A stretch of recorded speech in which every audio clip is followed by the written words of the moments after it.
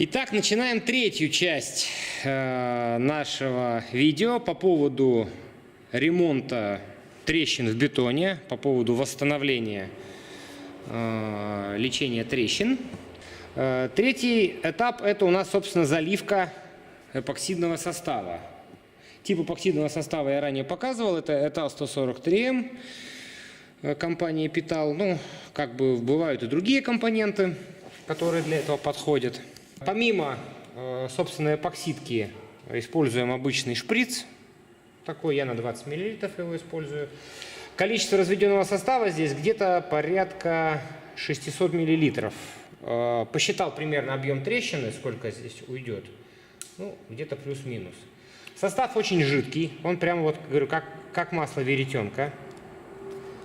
И поехали, собственно, заливать в трещину.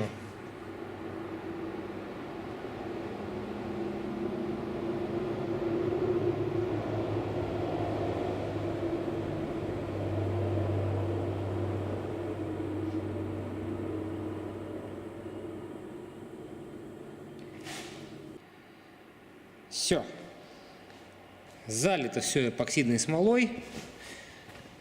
По мере пролива смолы в эту полость приходилось бегать, подливать, потому что в тех местах, где уже она была залита, моментально уходила она в трещину. То есть приходилось бегать, подливать. Вот, кстати, здесь сейчас опять тоже вон уже провалилась вглубь. Вот.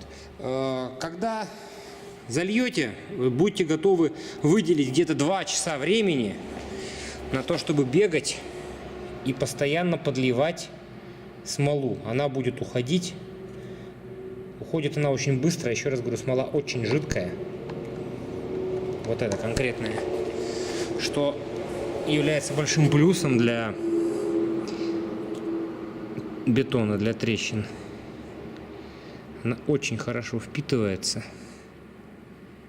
Вот, еще одно важное замечание, которое я хотел сказать.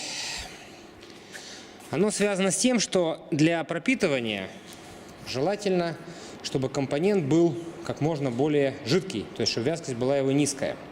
Вязкость эпоксидного состава, помимо, как таковых собственных внутренних свойств, там, физических, химических, также зависит от температуры. Чем выше температура, тем меньше вязкость. Но, правда, и тем быстрее компонент твердеет. У меня плита с обогревом. У меня в нее встроен контур отопления. Вот. И я его вчера включил с тем, чтобы плита разогрелась. Здесь стоит котел. Вот он. Я его там в роликах ранее показывал. Вот стоит котел, он сейчас работает, плита разогрелась. Вот. Не всегда есть возможность разогреть плиту таким образом. Если нету, просто, хотя бы, чтобы была обычная комнатная температура, там, 20 градусов, 18 градусов, не 0. При 0 эпоксидка станет очень вязкая, и боюсь, что она просто не протечет. Вот смотрим сейчас тепловизор. Вот видно, как эти контура, да, и вот 30, где-то около даже 32 градуса у меня сейчас температура поверхности. Если сравнить с температурой вот неотапливаемой части, вот это все еще греет, оп, и вот здесь вот неотапливаемая часть. Здесь у нас 19 градусов.